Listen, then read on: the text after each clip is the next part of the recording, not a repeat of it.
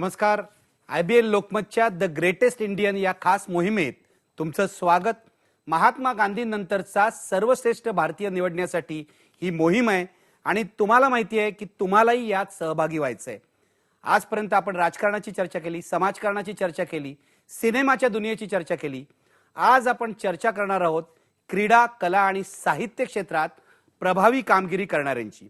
तुम्हाला माहिती आहे यासाठी 50 नामवंतांची एक ज्युरी आपण देशात नेमलेली आहे आणि या ज्युरीनं आपल्या समोर 50 नावं काढून दिलेली आहेत.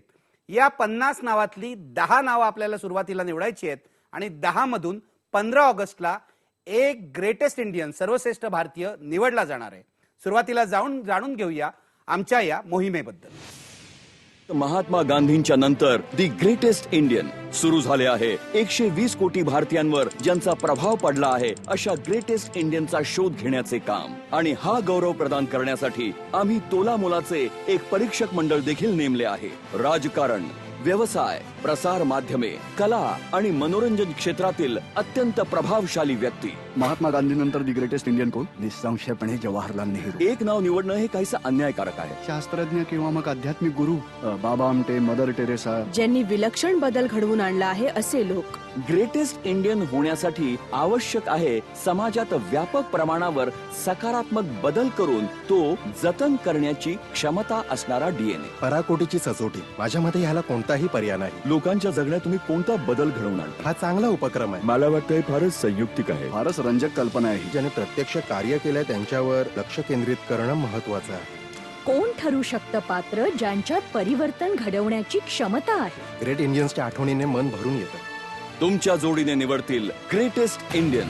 आघाडीच्या म्हणून निवडलेल्या 100 नावांच्या यादीमधून आमचे मान्यवर परीक्षक 50 संभाव्य मानकरी निवडतील, ज्यासाठी निकष असतील नेतृत्व, प्रतिभा, करुणा. तुमच्या मतांवर आणि परीक्षकांच्या शिफारशींवर अंतिम 10 संभाव्य मानकरी निवडण्यात येतील. दुसऱ्या टप्प्यावर तुम्हाला पुन्हा एकदा या 10 महान व्यक्तींपैकी दी ग्रेटेस्ट इंडियन कोण यावर मत द्यायचं आहे. तर आता तुमची पाळी आहे आजवरचे ग्रेटेस्ट इंडियन ठरवण्याची. महात्मा गांधींनंतर ह्या सर्व मान्यवरांनी तुमच्या आयुष्यात खूप मोठा बदल केलाय आणि आता तुम्हीही तेच करू शकता. तेव्हा आता तुम्ही पुढे सरसवा आणि ठाम भूमिका घ्या, कारण तुमचं मत ठरवणार आहे ग्रेटेस्ट इंडियन कोण महात्मा गांधींनंतर. या तुमचं मत नोंदवा, त्याची गणना होऊ दे आणि घडू दे हिस्ट्री. रिलायन्स मोबाईल सादर करीत आहे द ग्रेटेस्ट इंडियन. महात्मा गांधीनंतरचा सर्वश्रेष्ठ भारतीय कोण हे शोधण्यासाठी ही मोहीम आहे आणि मला तुम्हाला सांगितलं पाहिजे ही मुळात बीबीसीची संकल्पना आहे. बीबीसीने 22 देशामध्ये ही संकल्पना राबवली आणि जेव्हा ब्रिटनमध्ये हा पोल घेण्यात आला तेव्हा विन्स्टन चर्चिल यांची ब्रिटिश लोकांनी निवड केली. भारतीय लोक कुणाची निवड करणार आहेत? महात्मा गांधींनंतरचा सर्वश्रेष्ठ भारतीय कोण आहे हे तुम्ही कसं ठरवणार आहात हे आपल्याला पाहायचंय. या प्रक्रियेत तुम्ही कसे सहभागी होऊ शकता ते जरा पहा. तुमचं मत देण्यासाठी तुम्ही लॉग ऑन करा www.thegreatestindian.in. पुन्हा ऐका www.thegreatestindian.in या वेबसाईटला लॉग ऑन करा किंवा प्रत्येक नावाच्या समोर एक फोन नंबर दिलेला आहे. या फोन नंबरवर कॉल द्या आणि तुमचा मिस कॉल नोंदवा. तुमचा मिस कॉल नोंदवल्यावर तुम्हाला उत्तर येईल की तुमचं मत नोंदवण्यात आलेलं आहे. याचा अर्थ तुम्ही तुमचं मत दिलेलं आहे. ज्या फोटो समोरच्या नंबरला तुम्ही मिस कॉल द्याल तेच तुमचं मत असणार आहे हे विसरू नका. एवढं सगळं सांगितल्यावर मी आता चर्चेला सुरुवात करणार आहे आणि चर्चा आपण करणार आहोत क्रीडा क्षेत्राबद्दल, खेळाच्या क्षेत्राबद्दल. माझ्या सोबत आहेत या क्षेत्रातले 2 नामवंत. व्ही करबरकर माझ्या सोबत आहेत, ज्येष्ठ पत्रकार म्हणून आपण त्यांना ओळखतो. आणि माझ्या सोबत आहेत प्रवीण ठिपसे, बुद्धिबळाच्या क्षेत्रातला हा एक राजा आहे. ग्रँडमास्टर प्रवीण ठिपसे आहेत. दोघंही आपली पसंत सांगणार आहेत, आपल्याला परिचय करून देणार आहेत. ज्युरीनी जी नावं निवडली आहेत त्यांच्यामधला कोण श्रेष्ठ आहे सांगण्याचा आपला प्रयत्न करणार आहे. आपण पहिल्यांदा चर्चा सुरू करण्यापूर्वी बघूया खेळाच्या क्षेत्रातली कोणती नावं आपल्याला ज्युरीने दिलेली आहेत. मेजर ध्यानचंद आतापर्यंतचे भारतातले सर्वोत्तम स्पोर्ट्समन. मेजर ध्यानचंद म्हणजे हॉकीचे जादूगार, कारण त्यांचं बॉलवरचं संतुलन हे जादुईच होतं. या जादुई कामगिरीच्या जोरावर 1928 ते 1936 दरम्यान सलग 3 वेळा भारतानं हॉकीचं ऑलिम्पिक गोल्ड मेडल पटकावलं होतं. लिटिल मास्टर सुनील गावस्कर क्रिकेटमधल्या काही सर्वोत्तम ओपनिंग बॅट्समन पैकी एक. त्यांच्या रेकॉर्ड्सवर नजर टाकली तर त्याची महानता लक्षात येते. टेस्ट क्रिकेटमध्ये 10,000 रन्सचा टप्पा गाठणारा पहिला बॅट्समन. 30 सेंचुरीज हे आकडेच त्यांची महानता सांगतात. मिल्खा सिंग. फ्लाइंग सिख म्हणून प्रसिद्ध असलेल्या मिल्खानं 1958 मध्ये कॉमनवेल्थ आणि आशियाई स्पर्धेत गोल्ड मेडल्स जिंकत आपली ताकद दाखवून दिली. 1960 साली रोम ऑलिम्पिक मध्ये त्यांचं ब्रॉन्झ मेडल थोडक्यात हुकलं, पण त्यांची ही कामगिरी भारतीय ॲथलीटसाठी प्रेरणादायी ठरली. कपिल देव. भारतीय क्रिकेटमधला सर्वोत्तम ऑलराऊंडर. अनेक वेळा फक्त आपल्या बॉलिंगच्याच नाही तर बॅटिंगच्याही जोरावर भारताला मॅचेस जिंकून दिल्या. 1983 मध्ये तर पहिल्यांदा वर्ल्ड कप जिंकणं हा कपिलच्या कारकिर्दीचा शिरोमणी.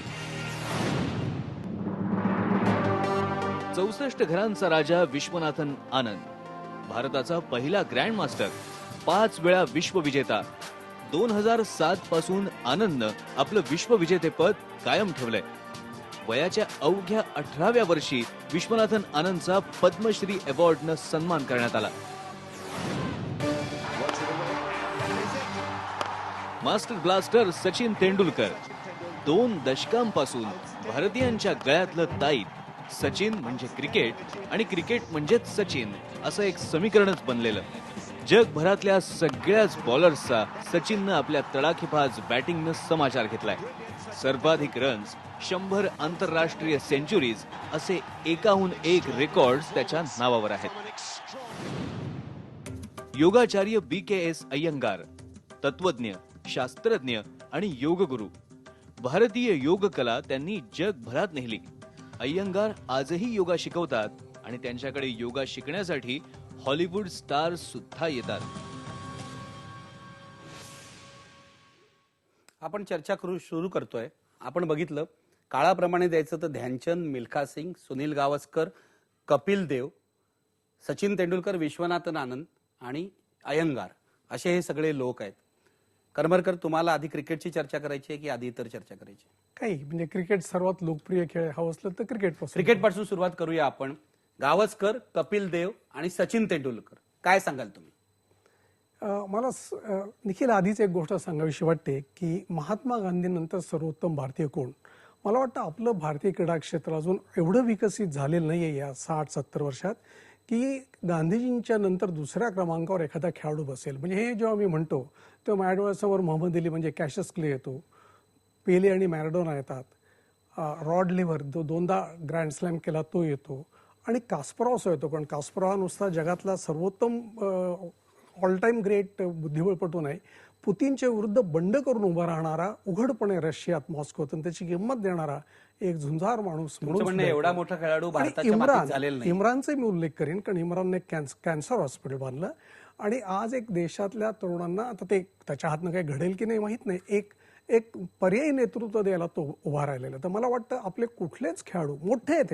आता विशेषतः ध्यानचंदचं, आधी आपण क्रिकेटचं बोलतोय तर क्रिकेटचं मी म्हणेन की क्रिकेटचं क्षेत्र मर्यादित आहे. एक 10 देशच खरे क्रिकेट खेळतात आणि असोसिएट मेंबर घेतले तर 35-40 होतात. म्हणजे राष्ट्रकुल, ब्रिटिश राष्ट्रकुल हा क्रिकेटचा ही मर्यादा पडते. तिघांची कामगिरी खूप मोठी आहे, सचिन, सुनील आणि कपिल. पण मला वाटतं त्यात आणखी विनू मांकडचं नाव घेतलं असतं तर जास्त उचित ठरलं असतं. कारण विनू मांकडना 46च्या नंतर ते खेळायला लागले. 1900, कारण आधी महायुद्ध होतं आणि मला वाटतं त्यांचं वय तेव्हा 26-27 होतं. म्हणजे उमेदीची वर्ष महायुद्धात त्यांची गेली तरीही त्यांचं क्विकेस्ट डबल म्हणजे 100 विकेट आणि 1000 धावा हे जगातलं क्विकेस्ट डबल त्यांचं होतं. लॉर्ड्सला 184 धावा, 72 धावा, 97 षटकं. म्हणजे विनू मांकड असायला हवे होते. ह्या तिघांच्या, पण ठीक आहे, ते आपल्याला दिलेले नाहीये ज्युरीनी. सुनील, कपिल आणि सचिन यामधून निवड करायची आहे, कोणाची निवड करा?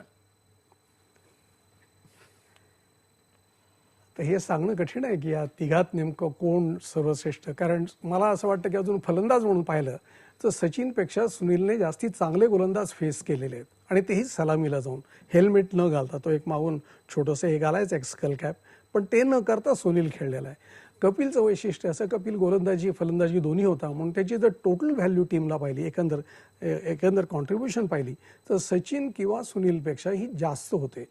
पण त्याच्या इतर काही गोष्टी आहेत त्यात शेवटच्या काळात नंतर तो मॅनेजर झाल्यावर ते एकदा काही अहमदाबादला जे केलं होतं त्यामुळे तो माझ्या नजरेत जरा खाली येतो. सचिनचं एक वैशिष्ट्य असं आहे की सचिन योग्य काळी जन्मला की टी व्ही आणि सचिन हे जे समीकरण जमलं तर खरा लोकांच्या घराघरापर्यंत पोहोचलेला खेळाडू असं कोण असेल त्या तिघांच्यात टीव्हीमुळे सचिन आहे. योग्य वेळी तो जन्माला. आणि तुम्ही बॅटिंग बद्दल बोललात. गावस्कर वन डे मध्ये धड बॅटिंग करू शकला नाही.